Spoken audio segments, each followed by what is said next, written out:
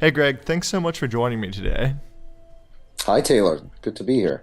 So, Greg, you're outside the Bay Area and San Francisco area, is that right? That's correct.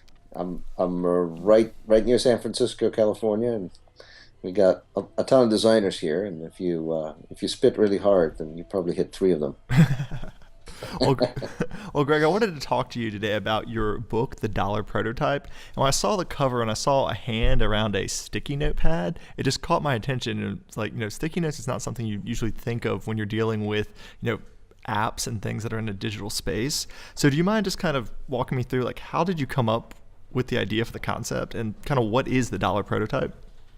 Certainly, it's. I'm glad you like the cover, by the way. Mom, I did it myself. So this book is self-published. My previous books have been with Wiley and Smashing Media, and I might have one upcoming with a really large publisher as well. But this particular book I wanted to self-publish, particularly because I wanted to control all aspects of it and the cover design and the prices and so on. And that's kind of part of the theme of the $1 prototype, because in my mind, we spend so much time working on deliverables in the UX field and at the expense of neglecting the actual product and service that we're judged by our deliverables and how beautiful they are and not by the actual outcome.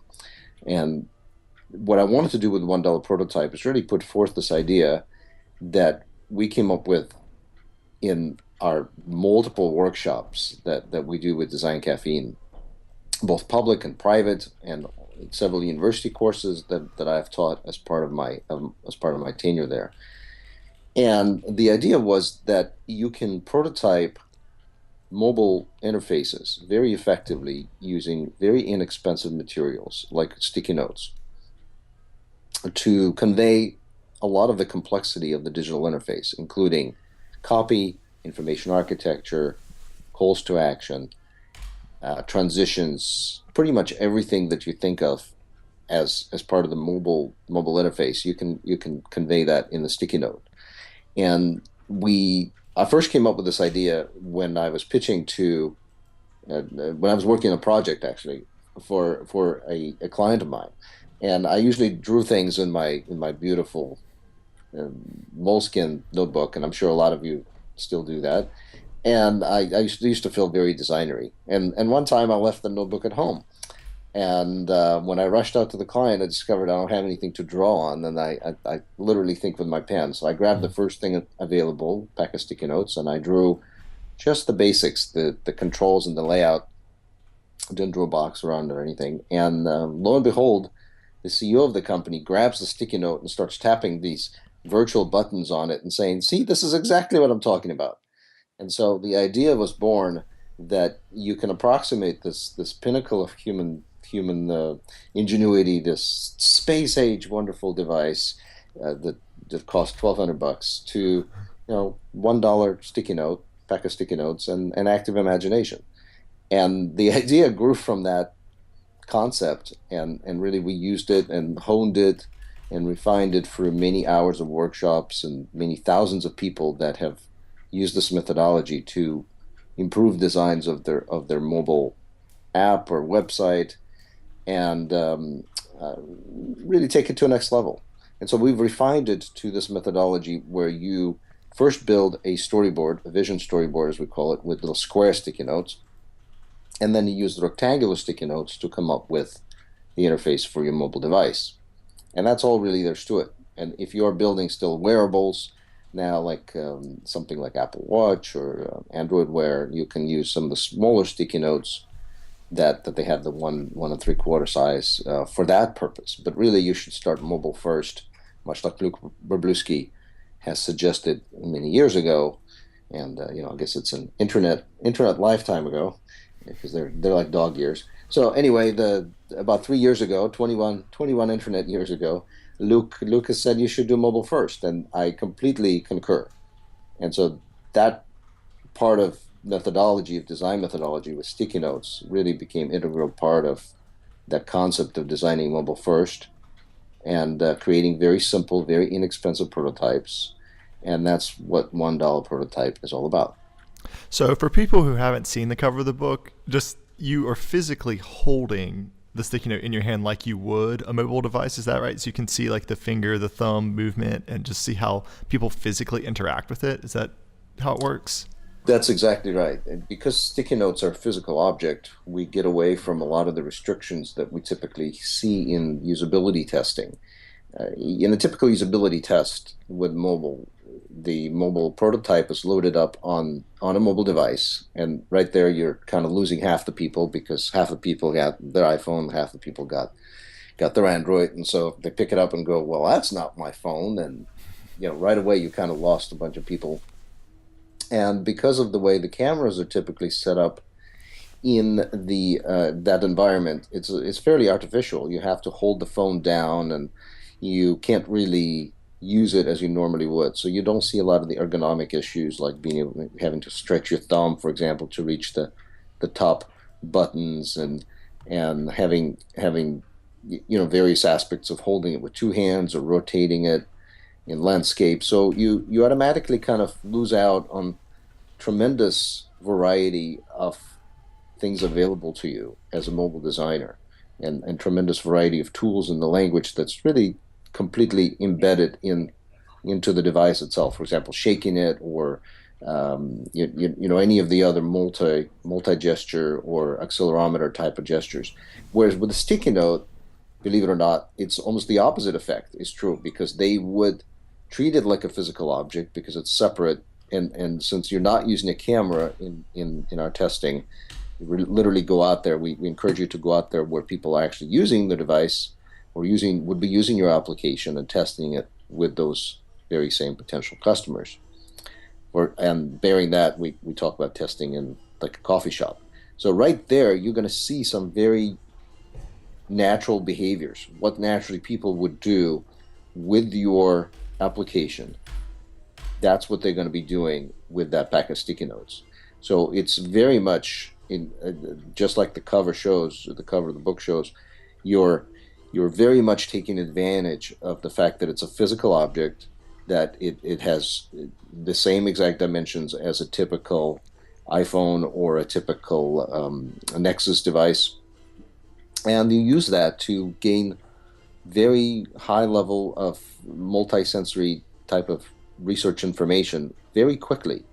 And so you're very quickly able to move your design through a progression of ideas down to a very, very solid design, maybe in the space of a couple of days.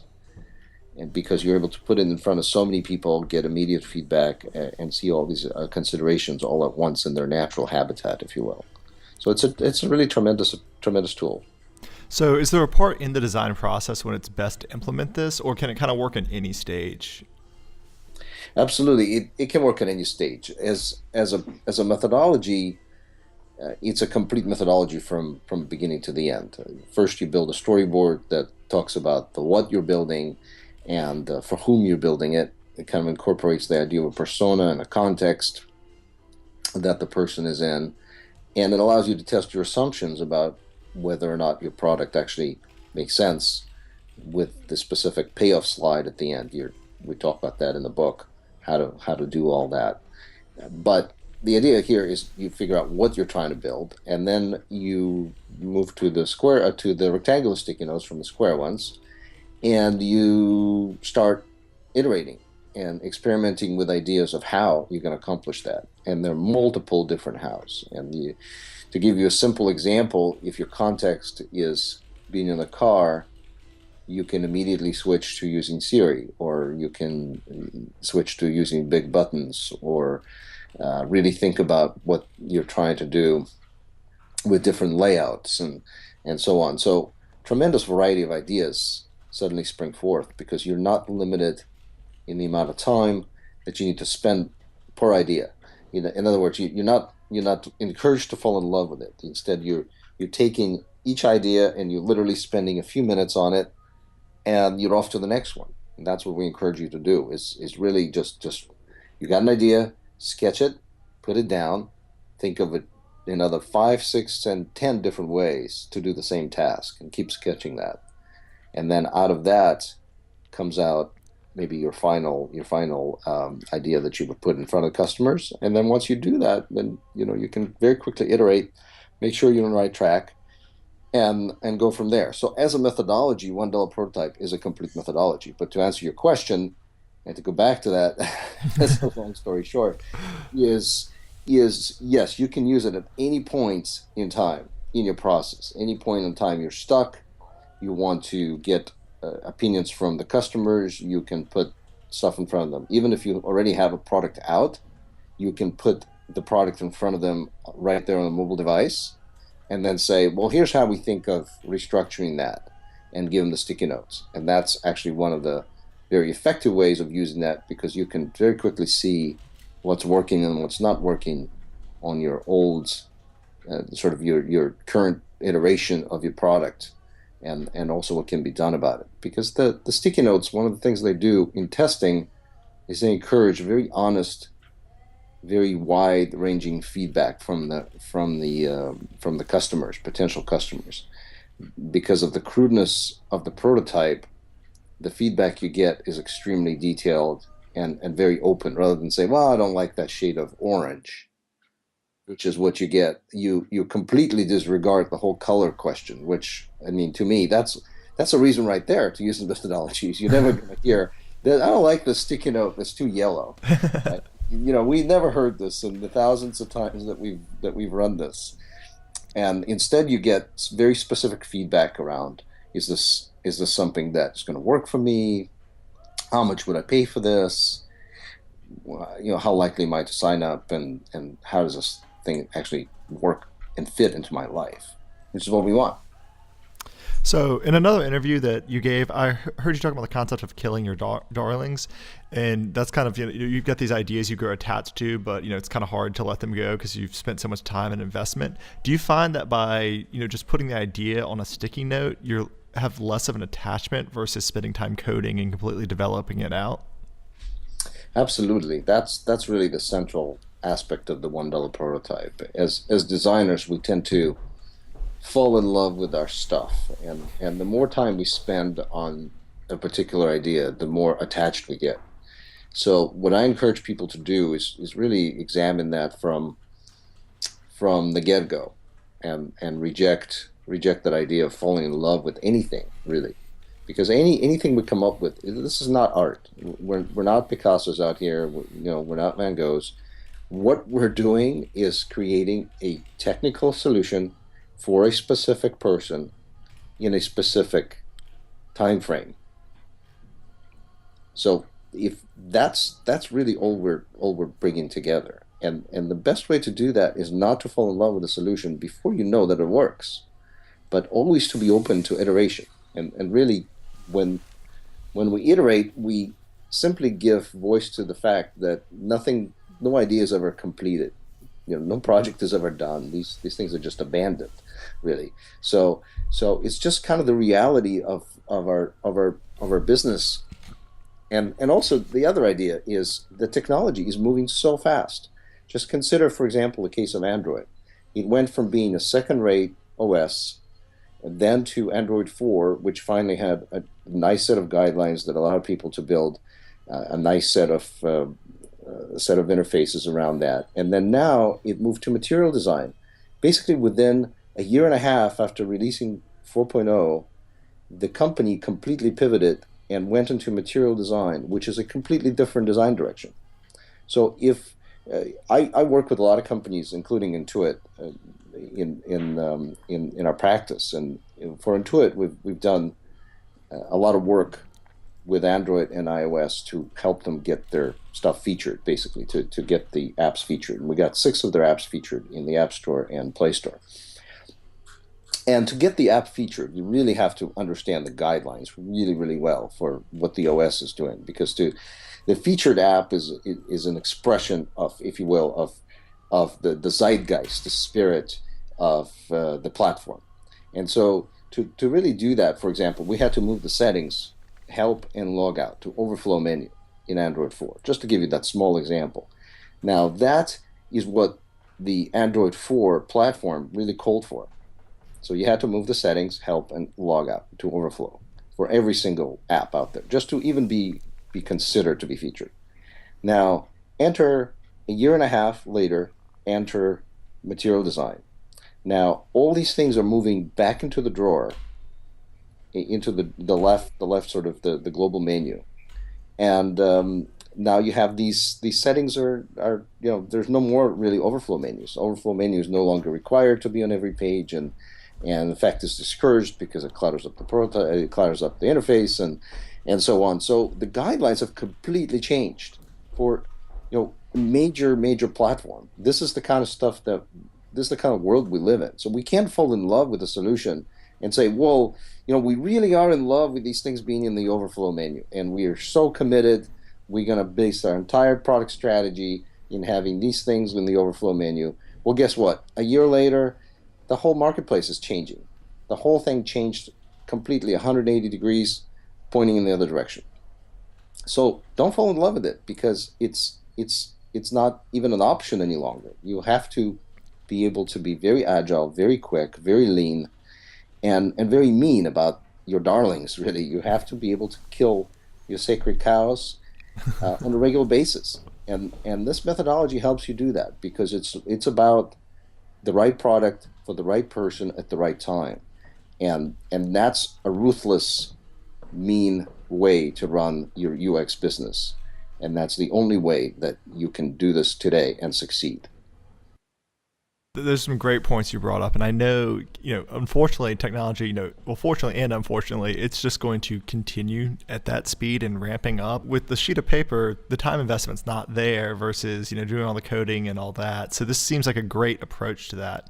Now, let's say that, you've come across this your methodology and you want to implement this in a team you're working in. Like, does it work with waterfall or an agile setup groups? Like, is there certain types of groups this works better in, or kind of what recommendations would you have if somebody wants to start implementing this in to their practice? That's a great question. And we really came up with it as a way of really coping for us because as a consulting agency, we're often called in at the last minute, 11th hour, please help us. We think this is in trouble. We've been working for 2 years on this prototype and we put it in front of a bunch of customers and they hated it. Can you fix it for us? so so that's a typical thing that I feel like Victor the Cleaner from from the famous movie to to come in at the last minute, and that's oftentimes the case. So this methodology really was born out of necessity for this very quick intervention and a very quick way to plug into any methodology that the client is already using to run their project. So whatever digital methodology you're using for your project, we can plug this in. So $1 prototype works equally well for waterfall, agile, or agile scrum or anything like that. I think it's ideal for something like agile scrum because it involves your team in the process, and because of that, you're you're able to iterate very rapidly, and you don't need to document things in very extensively. You instead invite people in as part of the testing, and so they understand minutely and intimately what you're trying to talk about when you're designing. And you don't need to have the 45 pages of documentation that typically go into the waterfall process. Now that said, there's no reason why you can't then use this to get the bugs out. Basically, use the $1 prototype to get the bugs out, get your design done, get the information architecture down, get all the content down, get all the flows, get all the transitions, and then take the time and create a beautiful deliverable, which is what we do for some of our clients as well that require that. They want that deliverable because they have outsourced teams that work on the type of waterfall process, and they have the time inside their process to really create this type of deliverable, and that's what they want. So you can easily do that as well. But the $1 prototype aspect of it, the sticky notes aspect, allows you to iterate rapidly, get all the bugs out, and then really spend the time once to create the beautiful final visual deliverable. And that's really what this is about. It's about really being very frugal with your time, and $1 is not just the amount of money that it takes to get a pack of sticky notes, but it really talks about being very economical with your time. So rather than one time I had just to tell you a story. One time I had a client that asked me for 47 versions of a Oh my gosh. 20 page high definition uh, type of deliverable. And although they were willing to pay for it, I really detested doing this work because it was utterly useless. And every time the client would see another version, he would say, "Well, I'll see it. I'll know it when I see it. Can you go back and do a few more of these?" And we got to the point where it was just totally frustrating. So this we no longer have the luxury to do this type of work, even if we wanted to. Even if you find somebody who actually wants to do that type of work, we just don't have the luxury because your competitors are already using lean agile methodology to move the project forward, their project forward. So if you want to be able to be competitive, you simply can't afford it. Now, that said, if you are still using the waterfall process, if you're one of the larger companies that requires a lot of the approval, for example, we work with some healthcare companies that, or some banking companies that, believe it or not, require tremendous amount of approvals and audits, and we're talking about security audit, we're talking about usability audit, accessibility audit. So all this type of stuff really requires a waterfall process, or at least a version of that. So there's no reason why you can't do a bunch of this in a very agile way and design very quickly and iterate and then plug into that process at the right time with the right fidelity of the prototype. And that really is what I wanted to call out as well as one of the themes, one of the very important themes in this methodology is that the fidelity of your prototype should reflect the completion stage of your project. If you're still struggling with the concept, then stick with the storyboard. That's really the right fidelity for your prototype. So you're still trying to tell your story correctly, trying to understand who the people are and what you're trying to accomplish and what's the use cases. That's the right one. So that's the right fidelity for that. Now, if you've already figured out what you're building and you're now at the how and you're iterating rapidly with that, then sticky notes is the right fidelity. Now, when you already kind of nailed that aspect down, then by all means go to the high definition visual aspect because that's the right fidelity now. You're trying to figure out what's the right color, what's the kind of branding we can put in there. Do we need custom icons? Do we need specific colorful things that are going to be parts of the interface? Like one of our clients required the kind of a vault type of beautiful interactive element that we couldn't simply work with sticky notes to render, and the sticky notes were not the right tool for that because the fidelity was much higher.